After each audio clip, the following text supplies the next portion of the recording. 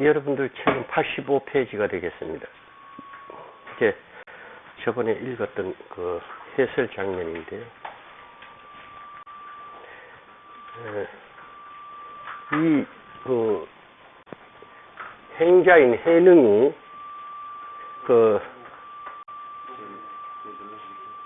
8개월 된 그런 참 남보기에는 보잘것없는 그런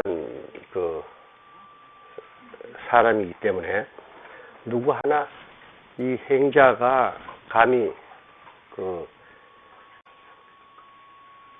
크게 깨우쳐서 법을 이을 만한 그런 인재라고 아무도 보지를 않았습니다. 그래서 이 능행자에 대해서 무시했던 많은 사람들이 그 개성을 보고 처음에는 사실은 그게 잘 본 건데 처음에는 우리가 육신보살을 몰라보고 그 껍데기만 보고 무시를 했는데 이제 보니까 그게 아니지 않느냐라고 이제 이렇게 했는데 그 오조 스님이 능행자를 보호하기 위해서 그 개성을 발로 문질러 버리는 것도 아니다라고 한 이후에 그러한 이제 모든 의심들을 다 풀었다 하는 것은 처음 본 게 오히려 잘 봤는데 나중에는 그 오조한테 쏘은 겁니다. 쏘가서 의심을 풀었다 해야 되는데 모든 사람들이 그렇습니다. 법은 살피지를 못하고 겉거죽을 보려고 그러고 겉거죽을 가지고 시비를 합니다. 우리가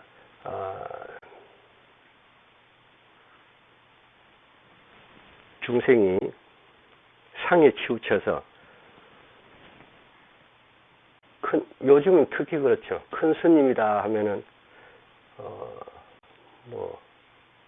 경력이 화려하고 큰 절에 세력 있는 이런 분들이 큰 스님이고 세상사 어디를 가더라도 그 돈을 끌어 가더라도 옷을 잘 입고 가야 꺼주지 좀 남난 옷 입고 가면 안 꺼준다는 말처럼 법은 보지를 못하고 모든 사람들이 자꾸 껍데기만 보고 사람을 평가하러 드는데 이 능행자의 겉모습을 보고 원래 그 해능대사가 잘 생기지 못한 분입니다. 그런데다가 행자 시절에 조그만 어린 그야말로 보잘것없는 그걸 보고 누가 이분이 이 땅 온 천하에 그 드높이 법을 이렇게 펼 그러한 큰 그릇인 줄 누가 알아봤겠습니까? 우리 모두가 겉거죽에 매달려가지고 자기 스스로도 4대 5원인 이 일시적으로 이렇게 뭉쳐서 자라고 나라고 형성하는 이것에 묶여가지고 자기 마음도 이 육신 안에 갇혀 있는 걸로 자꾸 스스로 구속을 하고 있습니다. 근데 그래서 중생 노릇을 하게 됩니다. 이제 여기 오신 분들은 다 상근기들이 오셨기 때문에 앞으로 이 육조당력 강설이 끝날 때쯤은 모두가 대오를 하셔서 육신에 끄달린 노예가 되지 않도록 않을 것으로 그렇게 산성은 확신합니다.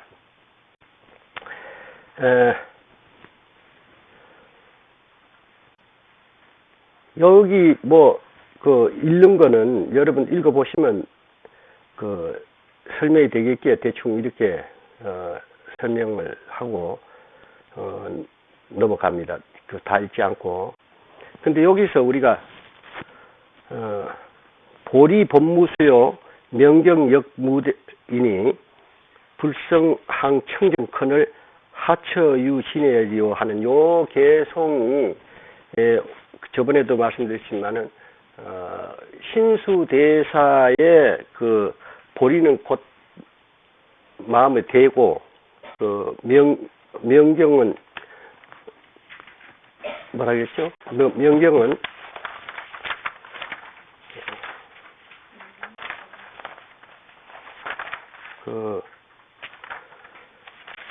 이 신수대사는 몸은 이 보리의 나무고 마음은 밝은 거울 대와 같다.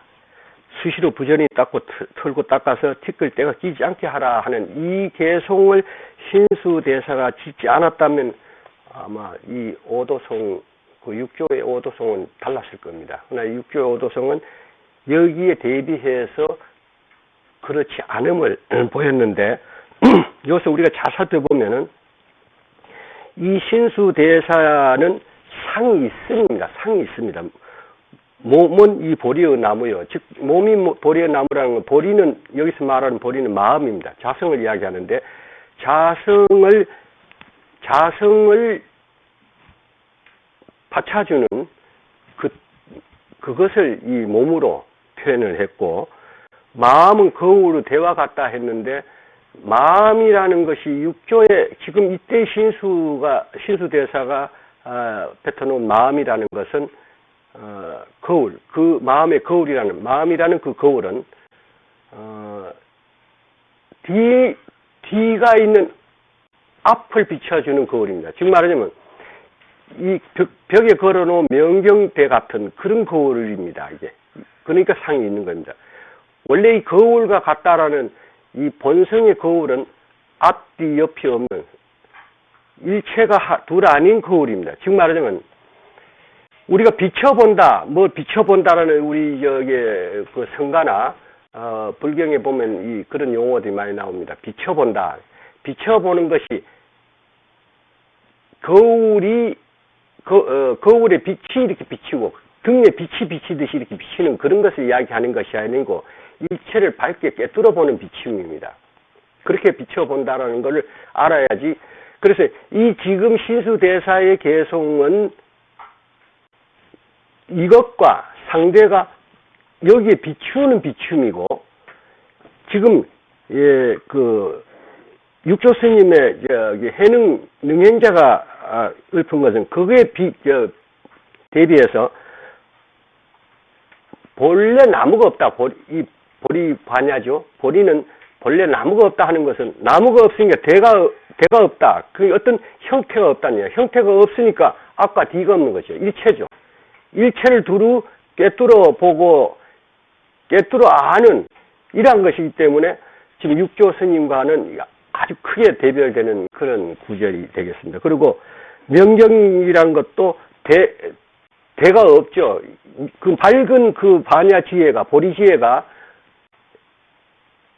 어디에 국한된 곳에 머물러서 비출 수 있고 비춰보는 것이라면은 응무소주라는 말을 못 씁니다. 응무소주는 온 우주, 가시 없는 온 우주에 상직하면서 그 가운데서 일체를 꿰뚫어 볼 수 있는 그것이 본래의 본성의 보리 반야입니다. 그렇기 때문에 되니 뭐니 하는 것이 있다라면은 그건 그렇게 상대적인 것이 되죠.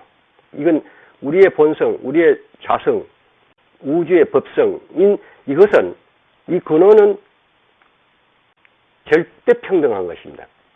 절대평등이란 상대가 없이 전체 온 우주 전체를 섭수하고 거기에 상직하는 바늘 틈도 꽂을 만한 빈자리가 없이 있는 것이 곧 우리의 본성입니다. 그런데 어떻게 사람들이 그렇게 생각합니까? 자기 마음은 여기 있다. 자기가 눈으로 볼 수 있는 그 한계 내에 마음으로서 마음의 눈으로 본다. 이런 식으로 생각을 하는데 깨달은 사람은 그렇지 않습니다. 여러분 지금 이 순간에 각자 자기 안방 문고리를 한번 잡아보세요. 봤습니까? 자기 집 대문이든 현관문이든 지금 가서 열쇠 갖다 댔어요. 근데 이때 여러분들 이걸 표현하라면 뭐라 할 겁니까? 마음으로 생각했다라든가 갔다 왔다라고 할 거예요. 그러나 실은 그렇지 않습니다. 그 자리에 생각을 냈기 때문에 그것을 놔두어서 본 겁니다. 근데 그걸 모르고 계신단 말이에요. 스스로 자기 마음이란 것을 이 4대 육신에 갇혀놓고 보기 때문에 그렇게 자기가 집착하기 때문에 내 마음이 그 자리에서 놔둔 것을 생각지를 못하고 갔다 왔다 또는 생각으로 그렇게 했다. 생각을 냈다는 이야기죠. 그 길을. 이렇게 잘못 살피게 됩니다. 그리고 그것이 중생이 갖는 소화, 즉 이 자아입니다. 여러분의 진화는 참 자기는 그 진성은 우주 어디고 없는 곳이 없이 상주해 있으며 같이 있다는 이야기입니다. 일체에. 그래 그것이 만일 형상 있는 대니 나무니 하는 형상 있는 것이라면은 그렇게 안 되죠. 걸림이 있게 되죠. 내가 요 뒤에까지 갈라 해도 여기 걸릴 거 아닙니까? 형상이 있으니까. 그러나 이것에 일체 두두물물의 본성이 공하고 내가 공하기 때문에 내라는 진화가 공하기 때문에 상직한다 하는 이야기입니다. 그럴 때 이 상직한 진공묘유한 내 마음이라는 것과 진공묘유한 여러분들의 마음이라는 것과 진공묘유한 석가모니 부처님의 마음이 어떻게 둘이 될 수가 있겠습니까? 둘이 될 수가 없는 것이 바로 이러한 도리가 여기 있기 때문에 둘이 될 수 없다 하는 이야기입니다. 그런데 이 지금 보리에 본래 나무 없고 명령 또한 대가 없으니 북성은 항상 맑아 깨끗하거늘 어느 곳에 때야 티끌이 쓰리오. 육조스님의 이 개송을 이것도 후대에 가만두지를 않았습니다.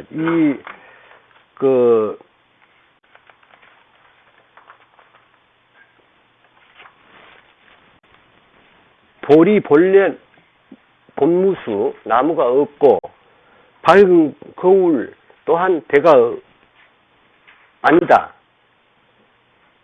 그래서 한 물건도 없는데 어느 곳에 때와 먼지가 있기려 했을 때 후대 동산스님 같은 분은 그걸 딱 걸고 넘어졌습니다. 본래 한 물건도 없다는데 때가 묻었다. 지금 우리가 일반적으로 이렇게 살핀다면은 맞지 않습니까? 보리라는 그것이 보리라는 이름도 없는 것이 나무라는 것이 있을 수가 없지 않습니까? 없다. 밝은 거울이라는 이 마음이 일체를 꿰뚫어 볼 수 있는 그 밝은 거울 같은 마음이 또한 무슨 대가 있으면 형사 있다는 이야기고 가시 있다는 이야기인데 없다. 맞는데 맞죠? 그런데 본래 한 물건도 없다. 여기에 때가 묻었다라고 했습니다. 그래서 이거라면은 우발을 전수할 수 없다라고 걸고 넘어졌습니다. 근데 이것이 이제 조사선의 묘미입니다. 여기서 우리가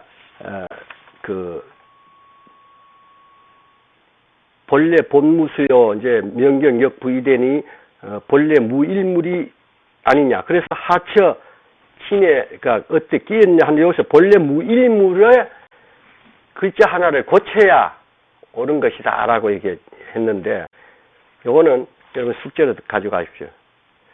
본래 무일물이라면은 의발을 전수받을 수 없다. 어째서 그런 지적을 했을까 하는 거. 물론 여기서 잘못 아시면 안 됩니다. 육조 스님의 이 개송이 잘못됐거나 한 건 아닙니다. 여기서 이제 조사선으로 살필 때 어긋난다 한 이야기입니다. 그 무엇이 어긋난가는 여러분들에게 숙제로 드리겠습니다. 그런데 참고로 제가 이것을 번역하고 의역을 하면서 책을 할 때에 마치 그때 여러분들이 잘 아는 대자유인이라는 쓰고 다시 또 개판을 내면서 영원한 대자유인 해가 써서 많은 사람들이 현혹되고 있는 강정진 처사라는 분이 예, 처음에 여러분들에게 설명드렸지만은 이 육조 단경은 육조 스님의 그 구결이기 때문에 말로서 구술해서 했던 이것을 갖다 옮겨 적은 거기 때문에 후대의 책이 5가지 이본이 다른 이 본이 나왔습니다. 다른 본이 나왔는데 그 중에서 이 우리나라 역대 조사들이 이 덕이본 지금 강설한 이 덕이본을 가장 바르게 한 것이다 해가지고 우리 소위 경전으로 지금까지 정본으로 이제 읽어왔는데 이 강경진 처사라는 사람이 좀 더 아는 척 자기 좀 남들하고 좀 달라야 좀 더 남이 알아주는 걸로 이렇게 착각했는지 그 도낭본이 진짜다 해가지고 뭐 덕이본에 없는 것이 도낭본에 있고 도낭본에 없는 글자가 덕이본에 있다 이런 것 갖고 아는 척을 많이 했습니다. 근데 이 산성의 역을 한번 설파해 보겠습니다. 여기서 개똥도 모르고 하는 소리다 이 말입니다. 보리는 본래 나무가 없고 이 육조 스님이 여기에 해놓은 거란 이야기. 여기에 읊은 오도송입니다. 요게 이제 우리 덕이본의 거하고 조금 차이 나는 겁니다. 보리 본무수는 똑같습니다. 근데 명경 역비대도 같습니다. 근데 그 다음에가 불성항 청정컨을 불성은 항상 맑아 깨끗하거늘 하처유신의리요 어느 곳에 때가 티끌이 있으리요 이렇게 여기 세 번째 귀절에서 불성상 청정이거늘 하는 요거 다릅니다.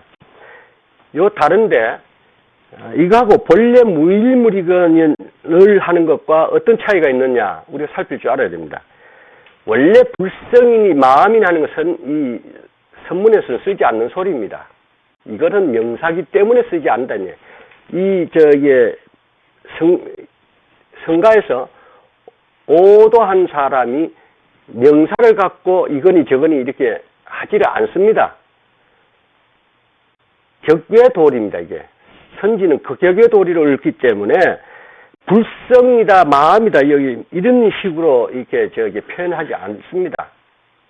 그런데 이랬고, 또, 개송을 이르시기를 심시 보리수요. 마음은 이 보리의 나무요.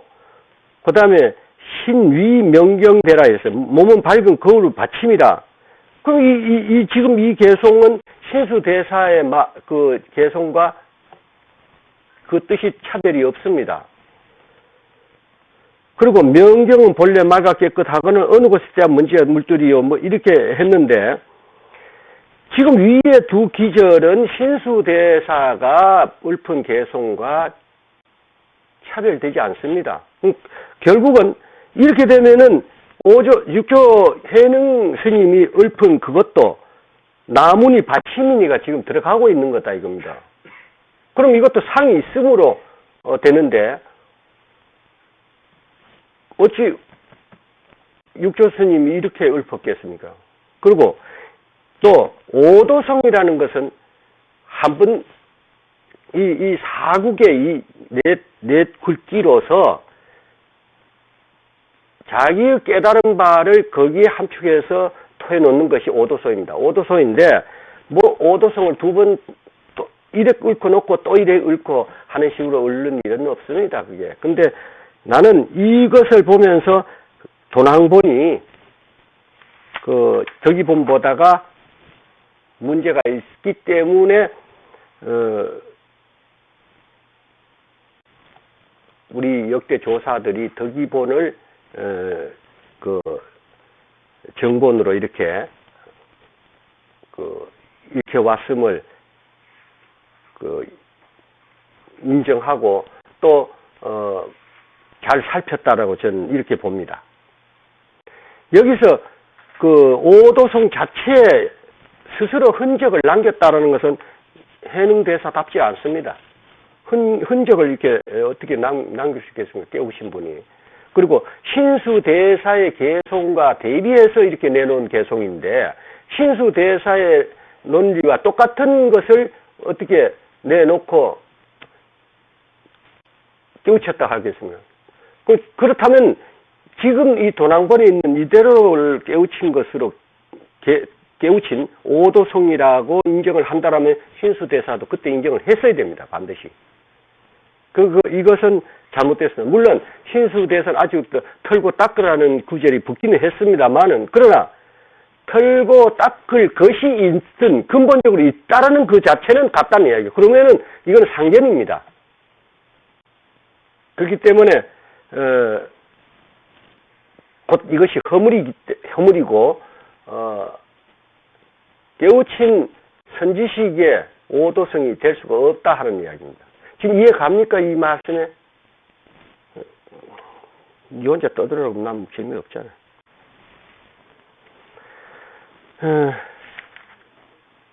다음 읽어 나가죠.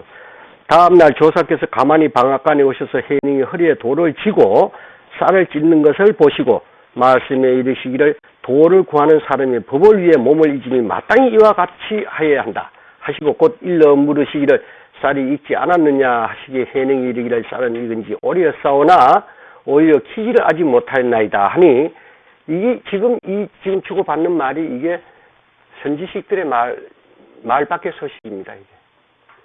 이게 격외구라 그래요. 이런 거를 말을 하되 말밖의 소식. 뜨거운 목욕탕에 들어가서 시원하다 하는 것과 같은 겁니다. 이래서 아는 자만이 통할 수 있는 말.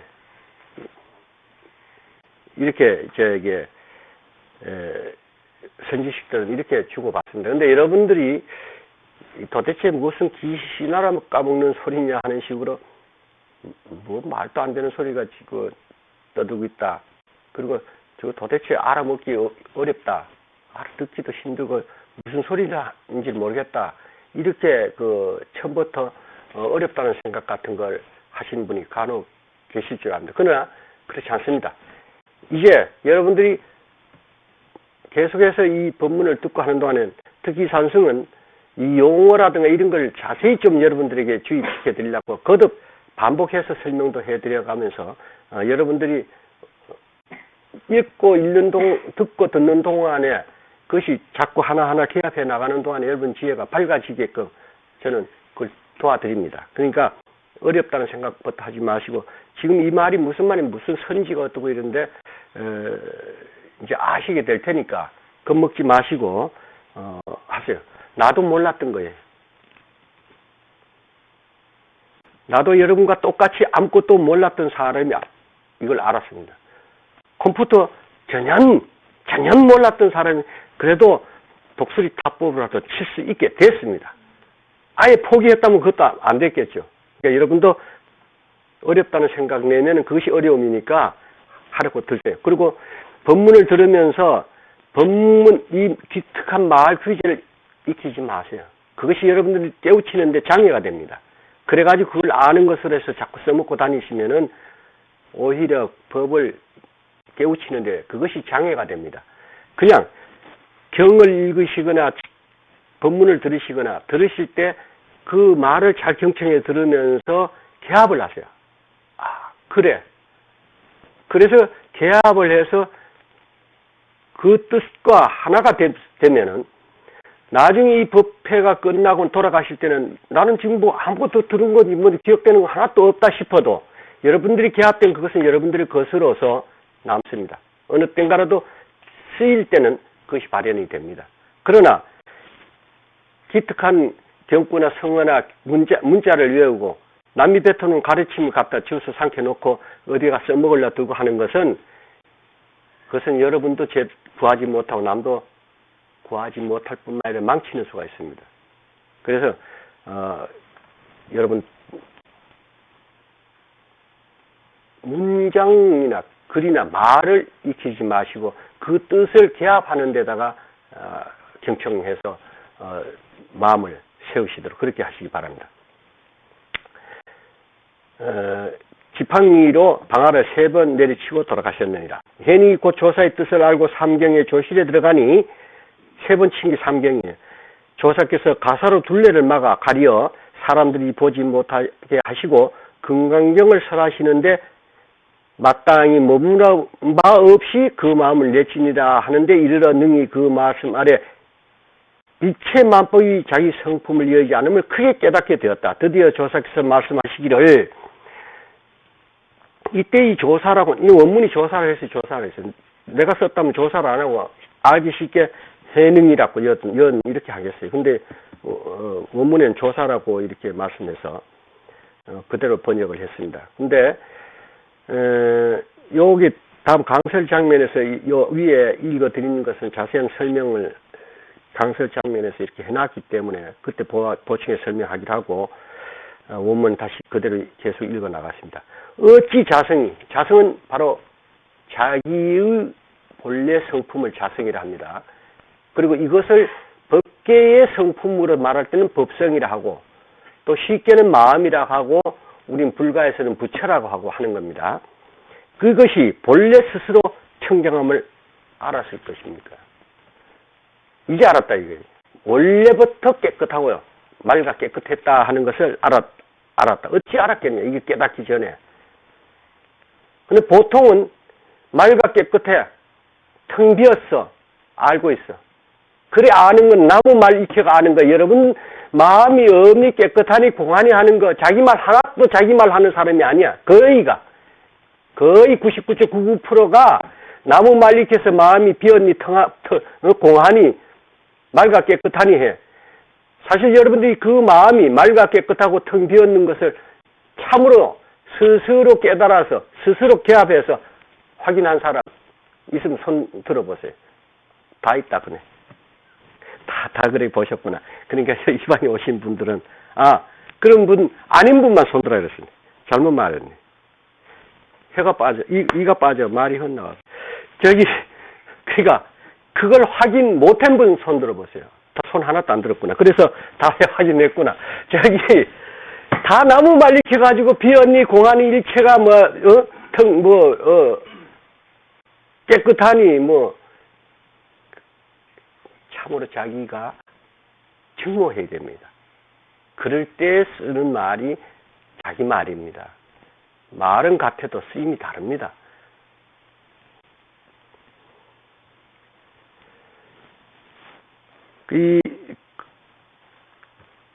그리고 이 자성이라는 것이 나지도 멸하지도 않음을 알았겠으며 이제 깨우치고 보이 알겠더라.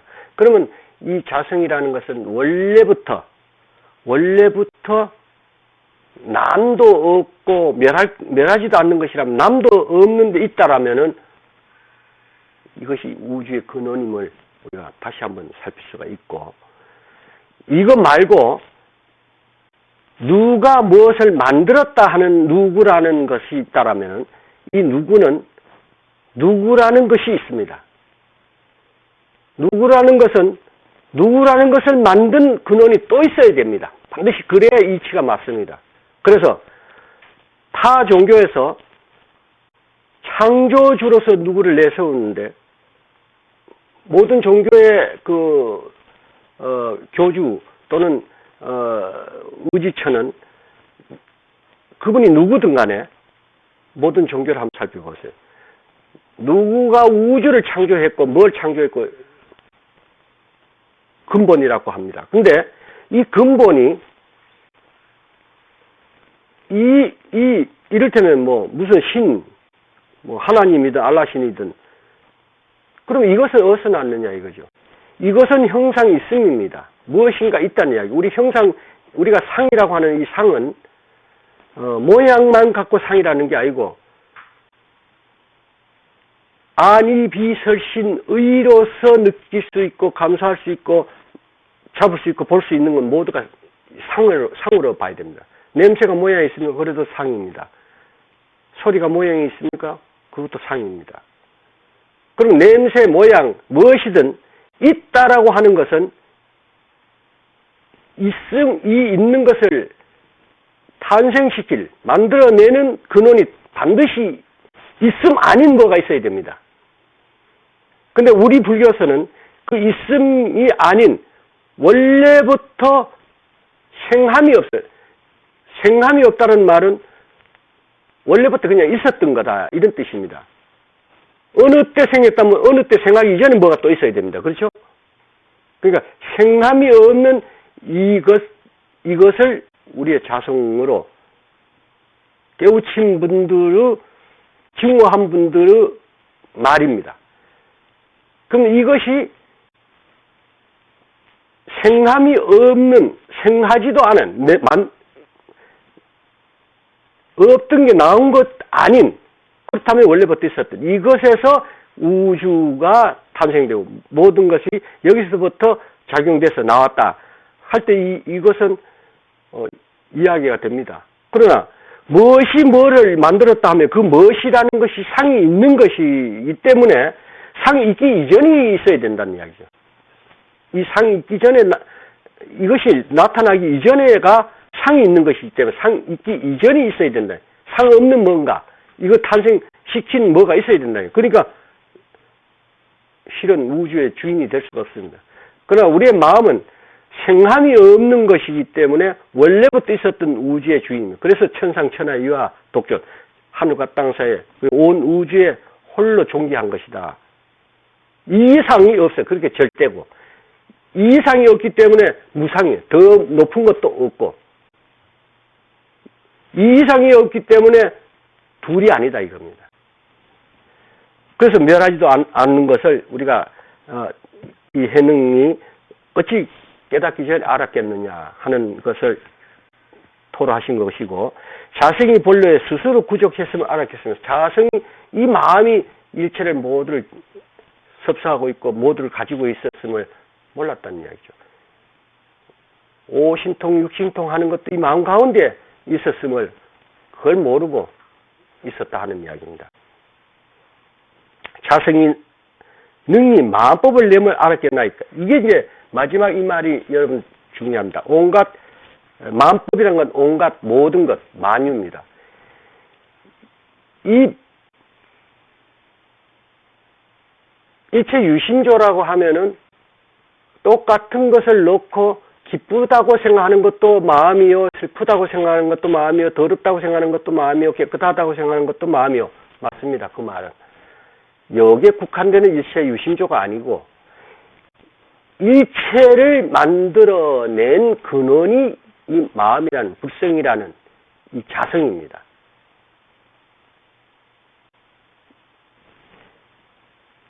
이것이 하나님까지도 만들어낸 겁니다. 그래서 실은 우리가 부처라고 할 때, 자기 마음이라고 할 때, 부처라고 할 때는 존칭어를 안 씁니다. 자기 마음을 뭐, 하고 뭐, 할 게 없지 않습니까? 그러나, 그것을 깨우친 인격체는 님이라고 붙여서 부족함이 없죠. 님이라고. 그래서 부처와 부처님은 차별해서 살필 줄 알아야 됩니다. 부처는 근원이요. 부처님은 이것을 깨우친 화신 인각인 부처님입니다. 그래서 이것을 인격체로서 이것을 깨우친 분을 부처를 깨우친 부처님으로 이렇게 대별해서 살필 줄 알아야 됩니다. 이것은 우리나라 말이 그렇게 소리로서 모든 걸 표현할 수 있는 아주 미묘한, 섬세한 말솜씨, 그 기능이 있어서 이건 아주 쉽게 그렇게 표현됩니다. 되는데, 한문은 그림 글자다 보니까 그게 구별이 안 돼요. 불하면 모두를, 근원, 자성, 불과 그 불성과 그 인격체인 깨우친 각인을 부르는 부처님과를 불자 하나로서 다 표현을 하는데 우리는 그러지 맙시다. 우리는 아주 섬세한, 표현하기 정확한 이런 말을 가지고 있어요. 세계적으로 위대한 말을 쓰고 있는 게 우리나라입니다. 위대한 글을 쓰고 있는 우리 빨갛다, 불구죽죽하다, 불구스러움하다, 붉다, 뭐 붉은 거 하나 가지고도 아주 섬세하게 표현할 수 있는 말을 쓰고 있는데 왜 우리가 도를 깨우치자고 하는 사람, 원래 진리를 깨우치자고 하는 사람들이 근본적인 불자와 그 불을 깨우친 부처님이라는 이것을 어떻게 구별해서 살필 줄 모르고 구별해서 살피지 않을 수가 있겠습니까? 그러니까 지금 이산승이 설명하는 요 부분에 대해서 잘 기합해 보십시오. 근원인 이것을 우리가 불가에서는 불이라고 합니다. 부처라고 하고 붓다라고 합니다. 이 붓다인 불성을 깨우쳐서 이 불성이 마하야 온 우주에 상징하고 있는 그 큰 것이에요. 그래서 법성이라고도 해요. 이것을 깨우치신 각인을 부처를 깨우친 각인을 부처님이라 한다. 이렇게 살필 줄 아시면 좋겠습니다. 그렇게 이제 읊으니까 조사께서 본성을 깨달음을 아시고, 이때 조사는 아까 제가 참 조사께 말씀드리기로 했네. 조사께서 본성을 깨달음을 아시고 곧 장부 천인사 불세존이라. 이게 열의 10대 묘호 가운데 천인사 이렇게 깨우쳤을 때 하늘과 땅 사이에 스승이 되는 것입니다.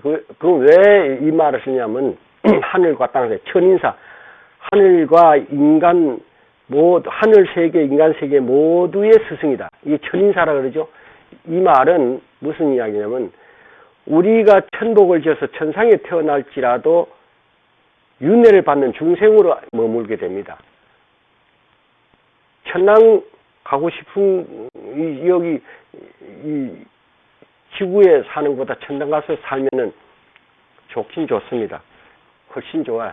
저기 꼬막살이 집에서 호화 빌라에 저택 이런 데가 사는 것처럼 좋겠죠. 그렇긴 하나 호화 빌라에 사는 사람도 돈 떨어지고 망하면 다시 거적대기 덮어 써야 되고, 거적대기 덮고 사는 사람도 알뜰히 바르게 잘 살게 되면 호화 빌라를 살게 됩니다. 이것이 인생인데, 우리 인간 중생의 이 삶이라는 것이 이렇게 윤회를 계속하는 게 됩니다.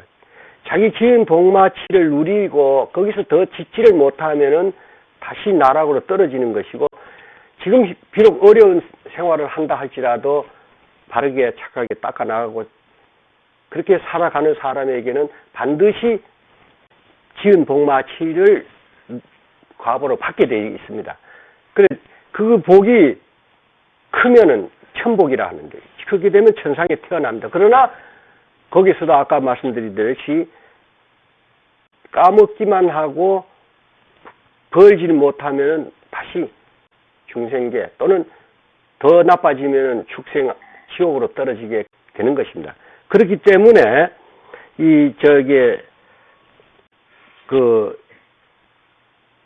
천상에 있는 중생도 거기서 태어난 이들도 모두가 중생이기 때문에 거기는 깨우친 스승이 필요하다는 이야기죠. 그래서 우리 경에 보면 서가모니 부처님께서 도리천에 가서 법문을 하고, 거기 만일 도리천에 그 천상 중에서도 아주 높은 천상인데 거기에 모두가 깨우친 분들로 도리천에 살고 있다라면은 서가모니 부처님이 거기 가서 법문한다는 말씀을 안 쓰죠. 다 아는 사람 앞에서 설명이 뭔 필요합니까? 중생계이기 때문에, 거기도 중생계이기 때문에 서가모니 부처님께서 도리천에 가서 설법을 하고 오셨다라는 말이 그래서 성립이 되는 것입니다. 그래서 천인사라는 말은 이제 그래서 쓰는 말입니다. 그리고 이렇게 해서 삼경의 법을 받으니 모든 사람들이 알지 못하였노라. 즉시 동교와, 동교를 받는 건 아니죠. 우리가 인가한다, 법을 전한다라는 게 죽고 있고 받을 거 있어서 아니죠. 그것은 이심전심으로 깨우친 바를 인가하는, 이것을 우리가 법을 전한다고 하는데, 그래 이것은 무형의 것이죠. 줘도 줌이 없고 받아도 받음이 없는 것을 이게 받았다라 하는데, 그 다음에 가사와 발이 때는 형상이 있는 것입니다. 이것은 증표로서 6조 대사까지는 가습존자 이후로 계속해서 이렇게 전해 내려왔던 겁니다. 이건 이제 서가모니 부처님 가수존자에서 이렇게 이게 정맥으로서 육조스님까지는 이렇게 왔습니다. 왔는데 육조스님 이후에는 이제 주지 않습니다. 전하지 않습니다. 그래서 법이 정맥 반계가 경계 반계라는 것이 사라지고 어디든 법이 전해지면 그것을 이제 법맥이라고 이제 이렇게 하는 것입니다. 이르시기를 내가 제6조가 되었노라. 스스로 자기 보호하여 널리 중생을 제도가 앞으로 널리 펴서 끊어짐이 없게 하라. 내게 성을 들으시라 하고 이르시기를 이 혼염하라는 말이 보호하라 뭘 사실 보호할 게 뭐 있습니까? 무슨 형상이 있어야 보호하고 하죠. 그러나 이것을 이제 망각하거나 흐트리지 말라는 이야기죠. 이것을 그래서 보호하라는 말을 쓴 겁니다. 중생이라는 것은 유정을 이야기합니다. 중생을 제도하고 하라인데 유정이와 씨를 뿌리니 이느 땅에서 과가 도리어 나도다. 무정은 이미 씨가 없으니 자성이 없었다. 남도 없노라. 유정이 씨를 뿌리니 이느 땅에서 과가 도리어 나고 무정은 이미 씨가 없으니 자성이 없었던 남도 없노라. 아래 귀절은 이 해능 대사의 지금 깨우친 견처를 지금 이루는 것이고 위에는 해능 행자를 비롯해서 모든 깨우치지 못한 중생을 두고 하는 거죠. 그러한 깨우치지 못한 중생이 인과에 매여 있는 중생이 깨우치게 됨으로써 지금 해능입니다. 깨우치게 됨으로써 인도, 과도 원래 없음을 증오한 이 경계를 지금 이루는 것입니다. 이 능행자가 돌을 짊어지고 있는 것 갖고 이제 그 방아를 친 몸이 가벼우니까 그 돌을 짊어지고 이제 이 방아를 찧었는데 이걸 이제 그 오조께서 법을 구하는 자는 이렇게 해야 된다라고 하신 이 말씀은 가벼운 몸을 돌을 짊어져서 그 무게로 방아를 찧으면서 8개월 동안 그 많은 식구들이 먹을 쌀을 다 찧어내고 이렇게 한 이것은 수동적이면은 칭찬을 안 했죠. 나는 우리 상자들도 그래요.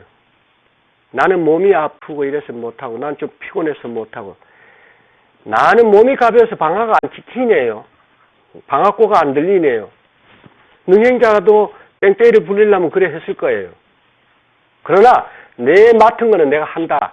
이것이 적극적이고 능동적인 수행입니다. 여러분들도 부처님 전에 와서 복을 비면은 반드시 믿고 확신하고 복을 빈다면 그 가피가 갑니다. 그러나 그것 믿고 그냥 안방에 뒤집어져 있으면서 이루어지리라고 바란다면은 어리석기 짝이 없는 짓입니다. 내가 기도를 하고 불보살에게 가피를 바라는 그 노력과 그 마음 갖고 또한 행함에 있어서 이 일을 적극적으로 추진해 나갈 때에 이것이 이루어지는 것이지 나는 이마치 빌었으니까 안방 가서 누워서 좀 잠자면 뭐 잘 되겠지 뭐 그런다면은 해보세요. 그 어리석기로. 그래서 이때 능동적인 자세를 이제 오적해서 칭찬하신 것입니다. 그리고 아까도 말 쌀은 다 익었느냐? 분명하게 깨우쳤느냐 하는 뜻입니다. 그런 거고 제가 깨우치긴 했습니다. 다 익었다 이게. 깨우치긴 했지만은 아직 키기를 못했다. 그 키기를 못했으면 완성이 아닙니다. 쌀이. 거기에 껍데기 미니 이것이 붙어 있는 이것은 깨끗한 그냥 그대로 해 먹을 수 있는 쌀이 못 된다는 이야기죠. 그래서 선지식의 점검과 인가가 필요한 것이라는 이야기. 그래서 인가를 아직 점검 받아서 인가를 아직 못 받았으니까 아직 완성품이라고 할 수는 없습니다. 저 자신은 쌀은 다 찧었다고 생각하고 있지만은 실제 그런지 안 그런지 이것은 오조께서 점검을 해 주셔야만 되겠습니다 하는 이런 뜻이 여기 이제 내포된 말입니다. 그래서 우리 오조께서 방압고를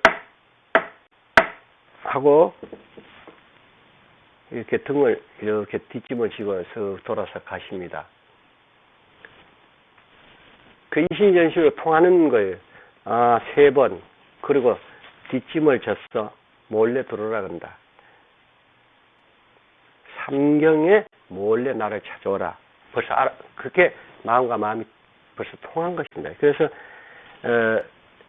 이 노행자가 밤에 이제 오조를 찾아갔고, 오조께서 병풍을 친 것은 2가지 의미가 있습니다. 이 법이 전해지는 것을 숨기고자 하는 것도 있고, 또 한 가지는 이 깨우친 제자에게 확실히 시로를 해서 깨우친 것이 확인됐으면 그 다음에는 내 살림을 몽땅 쏟아 부어줘도 아깝지 않는 건 말할 것 없거니와 이건 파설이 아닙니다. 본인 스스로 깨우쳐서 알되 그 아는 걸 씀에 있어서 미숙한 부분을 보완해 주는 거예요. 그래서 금강경을 놓고 설명할 때 그때는 깨우치기 전에 사람들 앞에 놓고 설하는 것과 달리 오조가 육조에게 설하실 때는 아주 자세하게 팟을 다 해서 설명해 주셨을 겁니다. 그렇게 했는데 이것을 만일에 깨우치지 못한 자들이 듣는다라면은 그 사람 하나 눈멀게 하는 겁니다. 스스로 깨우칠 기회를 잃게 하고 말을 익혀가지고 그것으로서 살림을 살게 하는 것입니다. 그래서 병풍을 치고 이렇게 설명을 해 주신 것입니다.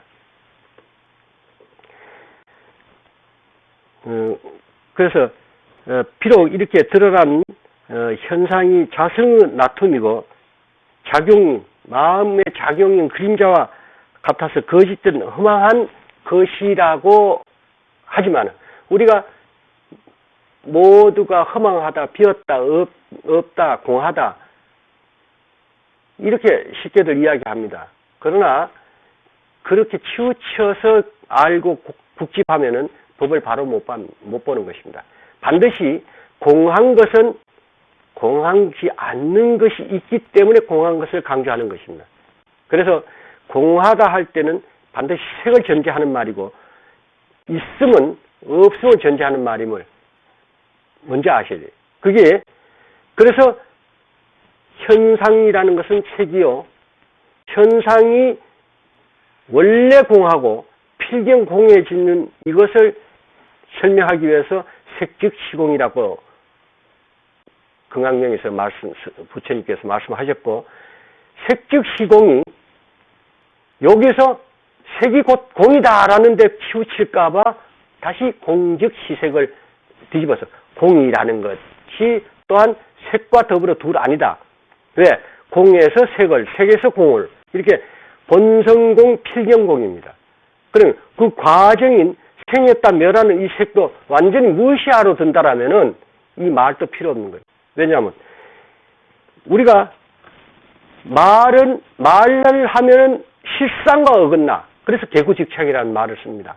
그러나 개구직착이라는 말을 써서 실상과 어긋남을 일러주는 것도 또한 말이요. 그렇기 때문에 말을 하면 어긋난다라고 한다면 말을 하지 않아서 그르치는 것도 반드시 알아야 됩니다. 그래서 법을 바로 살피려면은 한쪽이 치우친 것을 살림을 삼고 국집하면은 그것은 병견에 떨어져서 법을 바로 보지 못하게 되는 것임을 여러분 아시고, 경에도 보시면 항상 부처님께서 이렇게 무엇을 설해 놓으면은 설해 놓고 그러냐? 그러면 그 제자인 수보리든 누가 예 그렇습니다 답합니다. 그러면 이래도 그러냐? 아닙니다. 그러면 그렇지 않습니다. 또 뒤집습니다. 그럼 거기에 대응하고 있는 제자인 뭐 수벌이나 사리불이나 어떤 이분들은 진짓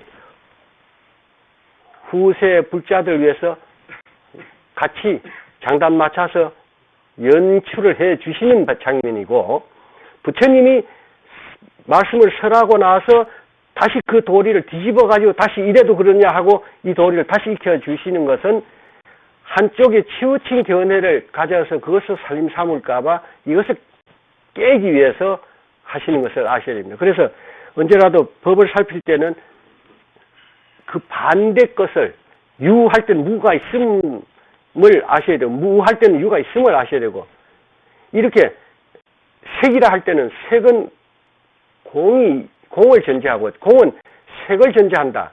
있다는 것은 없다는 걸 전제한다. 이렇게 양견을 두루 살펴서 중도로서 깨우쳐야 법을 바로 살피고 깨우쳤다 할 수가 있음을 아시기 바랍니다.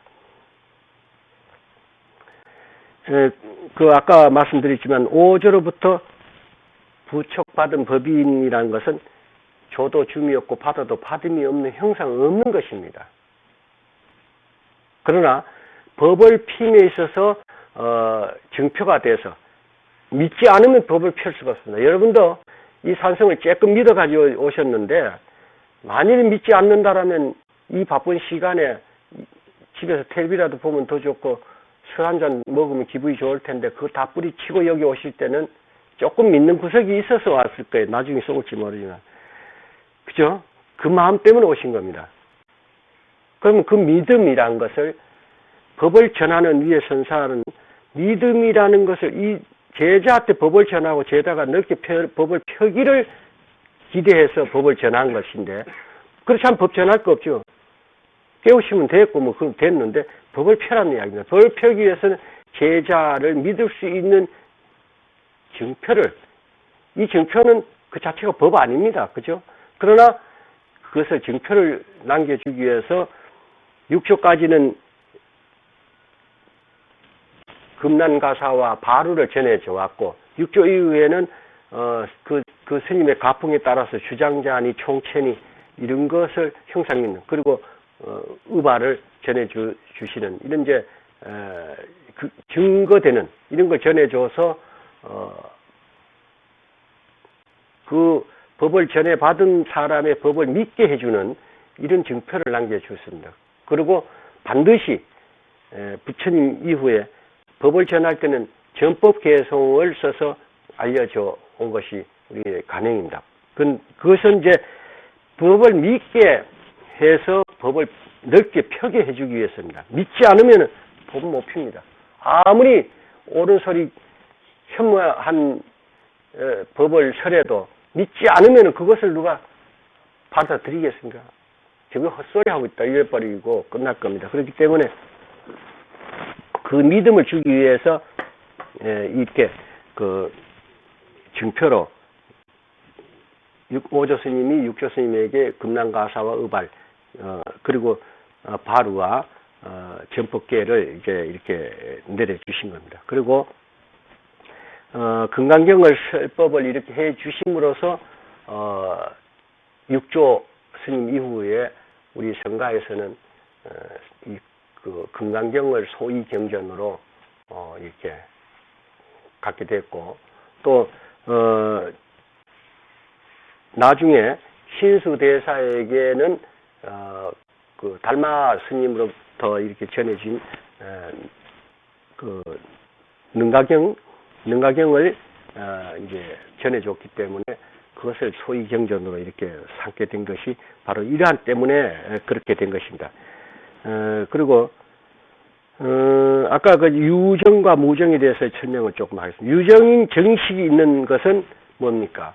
유정이라는 것은 바로 생각으로 분별하고 하는 이것을 이야기합니다. 이것은 우리 모든 중생이 이 생각, 개교, 사량으로서 분별하고 집착하고 합니다. 이것은 이 유정의 마음이 인을 만들어서 과보를 받습니다. 그러나 무정의 말, 여기서 이제 무정이라고 하는 것은 여기서 무정이라는 것은 정식 그 자체가 아는 것이 없는 것을 이야기하는 게 아닙니다. 여기서 우리가 그 무기라는 말도 없은 문자 기록할 기자, 이게 무기라는 말도 두 가지 의미로 쓰입니다. 하나는 유정이, 생각 있는 중세 유정이 선도 악도 일으키지 못하고 멍한 상태로 있을 때 이걸 무기라고 합니다. 그러나 또 그거 아니고 딴 뜻에서는 스스로의 자성이 없는 것, 그리고 돌, 나무, 뭐, 이러한 것, 나무는 있습니다. 생물은 다 있습니다. 돌, 쇠붙이, 뭐, 이런 거는 스스로의 자성이 없어요. 이것도 무기라고 합니다. 두 가지로 쓰이는 것인데, 이것이 유정은 인을 심어서 과를 받는데, 이때 이제 무정은 생도, 사도, 여인, 분별심을 여인, 원래 청정한 그대로의 본성, 그것을 이야기하는데, 이럴 때는 인도, 과도, 그 가운데는 없어요. 왜? 말과 청정한데, 거기 인이 관이 하는 것 자체도 그 자체는 없다, 이런 이야기입니다.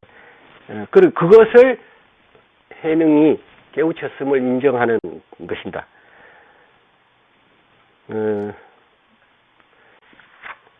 인도 가도 이제 본래 없으니 생하고 멸할 것도 없음을 이제 말씀하신 것이고,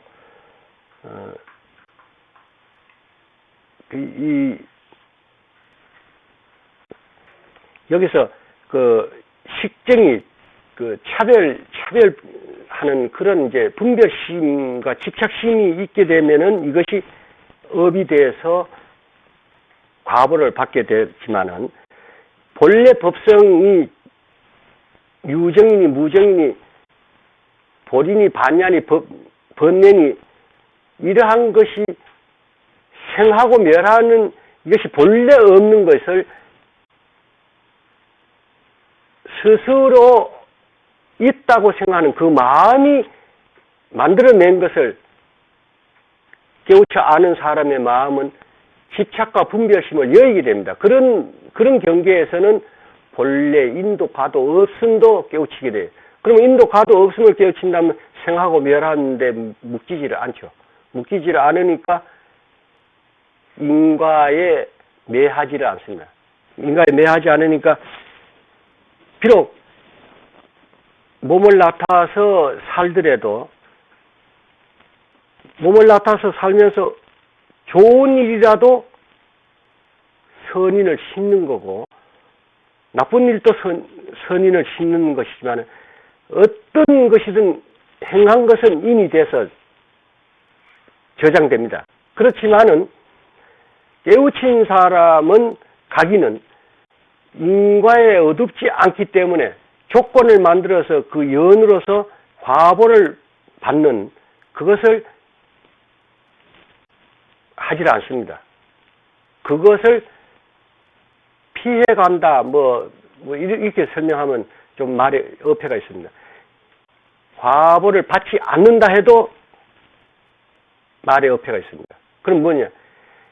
그런 조건을 만들지 않는다. 만들지 않으면 과보도 없는 것입니다.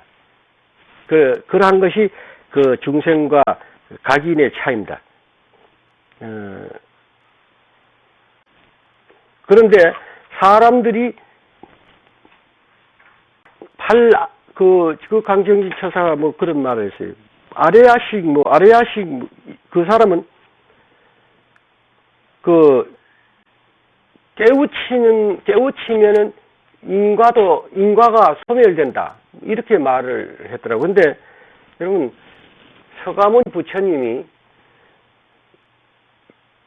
몇 군데 경에 보면은 인과를 받는 장면을 말씀을 해놓은 것이 있습니다. 심지어 뭐 제바다타에게 그 어려운 모략을 받았다라든가, 또는 시주를 못하게 임금을 꼬드겨 가지고 왕을 꼬드겨 시주를 못하게 해서 탁발이 안 돼 가지고 그 말이 먹는 말먹이인 콩을 골라서 그걸로 식사를 대신하셨다라든가 이러한 것은 왜 넣느냐? 그까지 없애버리면 좋은데 왜 넣느냐? 각인도 인과를 받는다라는 것을 밝혀주시기 위해서 그러는 것을 밝혀놓으신 것입니다. 지금 정외에 부처님이 육신으로서 움직이면서 부딪히는 얼마나 많은 역경이 있었겠습니까? 그런 거는 다 그 서라고 적어 놓을 필요가 없는 것이기 때문에 기록하지 않고 몇 장면에 이런 걸 넣어 놓은 것은 바로 어떠한 경우에도 인과라는 것은 반드시 받게 되는 것이다. 서가모니 부처님도 그것을 몸소 보여주신 것입니다. 그러나 서가모니 부처님이 인과가 소멸되는 것이라면 그럼 받을 일이 없겠죠. 절대로 받을 일이 없죠. 그러나 그렇지 않기 때문에 보여주신 것이고 또 그러나 또 이 서가모니 부처님이 행업이 간단하게 그때에 태어나서 이것 말고 세세생생 살아오면서 얼마나 많은 인업을 지었겠습니까? 그렇죠? 그건 아무리 성인이라도 수급을 살아오면서 몸 바꿔 사는 동안에 그 행업은 얼마나 많았겠습니까? 한 생이 30년, 60년, 100년을 잡아도 그 100년 가운데 얼마나 많은 행업을 간단하게 이야기 보자고요. 서가모니 부처님이 출가하기 전에 장가를 갔고 아기를 낳고 궁열을 건너렸어요. 궁열을 건너렸다는 경에서 빼보자. 그런데 그것이 업인이 아니겠습니까? 그러나 그로 인해서 받은 업과를 기록되지 않습니다. 안 했어요. 안 했는데 업과가 과가 어찌 서가모니 부처님이라고 받지 않을 것입니까? 받습니다. 반드시. 그러나 아무리 창고 안에 씨가 가득히 이것저것 갈무리 해놨다 할지라도 조건을 맞춰주지 않으면 그것은 열매를 맺지 않습니다. 그러니까 그것이 범부와 각인의 차이입니다. 오늘 얼마 못하고 마치시는 겁니다.